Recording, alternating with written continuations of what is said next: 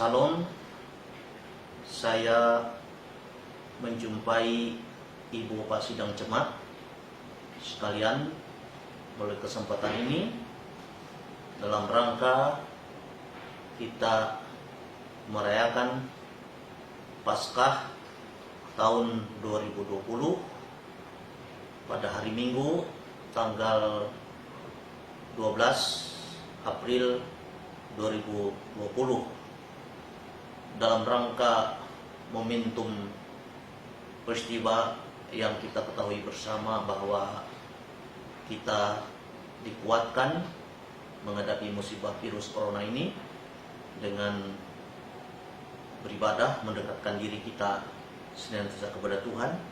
Namun sebelum kita mendengarkan suara Tuhan melalui Yohanes 20 ayat 1 sampai 10 sebagai berita kebangkitan Yesus, kita berdoa.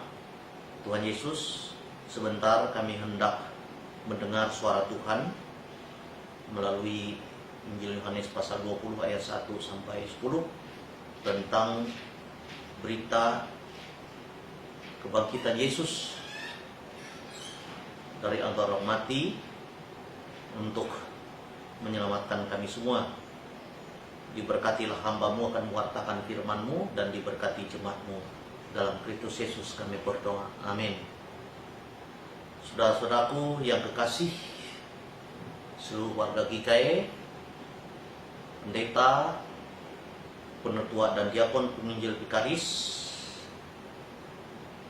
saya menjumpai Anda semua melalui kesempatan ini dengan hendak berbagi sukacita untuk mendengar, merenungkan, menghayati tentang peristiwa kebangkitan Yesus yang dikisahkan oleh penyaksi Yohanes dari Yohanes 20 ayat 1 sampai 10 ini. Saya tidak membaca ayat ini, Ibu Bapak semua bisa membaca di rumah masing-masing firman Tuhan ini untuk menyingkat waktu kita. Peristiwa kebangkitan Yesus dari antara orang mati ini sungguh benar-benar terjadi. Ini sebagai peristiwa historis, peristiwa iman.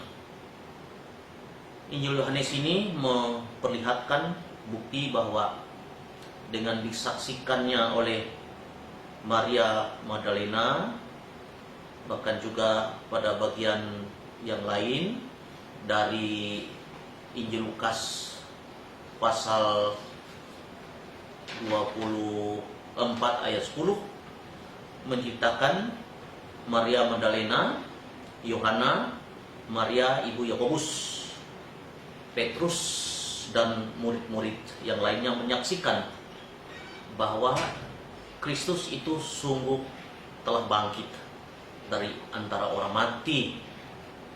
Kubur itu telah kosong, dan ini hendaknya mengingatkan kita semua, khususnya para murid pada waktu itu, bahwa Yesus telah pernah menubuatkan tentang kebangkitannya yang dicatat dalam Injil Matius pasal 12 ayat 20, pasal 16 ayat 21, pasal 17 ayat 9, pasal 17 ayat 23. Ia mengatakan bahwa ia akan bangkit pada hari yang ketiga. Nah, di dalam Yohanes pasal 20 ini sebagai perwujudan pemenuhan nubuat yang telah Yesus sampaikan itu, bahwa ia sungguh-sungguh bangkit dari kematian, dan ia adalah Allah yang sejati, Tuhan dan Juru Selamat bagi kita semua. Dalam rangka momentum menghadapi peristiwa kehidupan kita ini, kisah ini menjadi penguat bagi kita, meneguhkan kita semua. Semakin kokoh dan yakinlah kita atas pertolongan Tuhan. Allah dalam Yesus Kristus telah mengalahkan kuasa maut, telah mengalahkan kuasa dosa. Ia menang, ia hidup, ia adalah Tuhan dan Juru Selamat bagi kita semua yang percaya kepadanya. Karena itu peristiwa apapun dalam hidup ini, pergumulan apapun dalam hidup ini, bahkan sakit penyakit seperti virus corona yang menggentarkan dunia ini, menakutkan dunia ini, kita sebagai orang percaya tidak takut terhadap apapun pergumulan hidup ini, karena kita memiliki Allah yang hidup, Yesus Kristus, Allah yang menguasai, Allah yang menang atas segala kuasa dosa, kuasa maut. Apalah artinya virus corona ini di hadapan Tuhan? Maut sekalipun ia telah taklukkan dan kalahkan.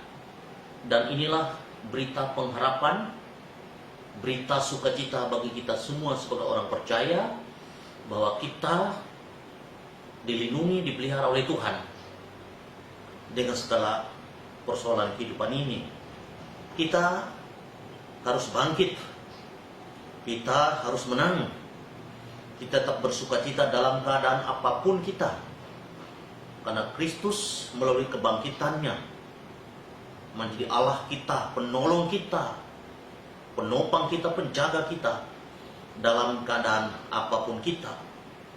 Yesus itu benar-benar Tuhan melalui kebangkitannya, melalui kemenangannya atas kuasa maut dan kuasa dosa. Maka kita percaya, kita yang adalah murid Kristus, kita juga adalah orang yang menang, orang yang berpengharapan menghadapi berbagai persoalan kehidupan ini. Karena itu tidak perlu ragu kita, tidak perlu khawatir dan bimbang apapun kata dunia di luar sana. Kita, umat Kristen, khususnya warga gereja Kalimantan Evangelis, adalah umat yang dipelihara, dijaga oleh Tuhan.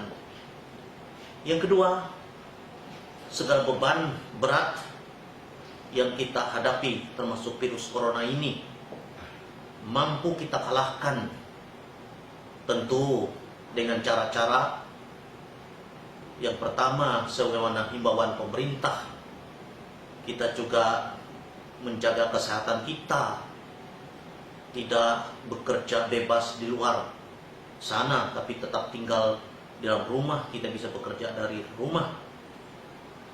Bahkan dalam kondisi apapun, keadaan apapun, kita tetap berdoa kepada Tuhan, kita beribadah kepada Tuhan. Tidak terhalang oleh virus corona ini kita menjumpai Tuhan. Tidak harus dalam gedung gereja, kita bisa di rumah, bahkan di mana tempat. Karena janji Tuhan, 2-3 orang berkumpul, maka Tuhan hadir dengan tengah perkumpulan persekutuan, beribadah kepada Dia. Kemudian yang ketiga, kita harus tetap bersemangat, tetap optimis menghadapi kehidupan ini, seberat apapun kehidupan ini, karena Yesus telah mengalahkan segala beban berat penderitaan kita. Kita adalah orang yang menang, kita adalah orang yang kuat, kita adalah orang yang tegar. Bahkan kita boleh menjadi saksi Kristus. Pada bagian yang terakhir, melalui peristiwa Paskah kebangkitan ini, sebagaimana para murid, Maria Magdalena, Yohana, Maria ibu Yakobus, Petrus, Yohanes, dan lain-lainnya boleh menjadi saksi kebangkitan Kristus pada zaman dulu. Maka saat ini pun kita sebagai orang percaya dipakai oleh Tuhan menjadi saksi kebangkitannya. Kita menjadi saksi Tuhan, sehingga melalui hidup kita, tutur kata kita, pelayanan kita, banyak orang yang percaya kepada Tuhan, mungkin Tuhan, menyembah Tuhan, percaya kepada Tuhan. Dan gereja kita, gereja Kalimantan Evangelis, dipakai oleh Tuhan. Ibu bapak penetua dan diakon, pendeta, vikaris, penginjil, bahkan warga kita dipakai oleh Tuhan terus menerus di sepanjang zaman menjadi alat dan saksi di tangan Tuhan.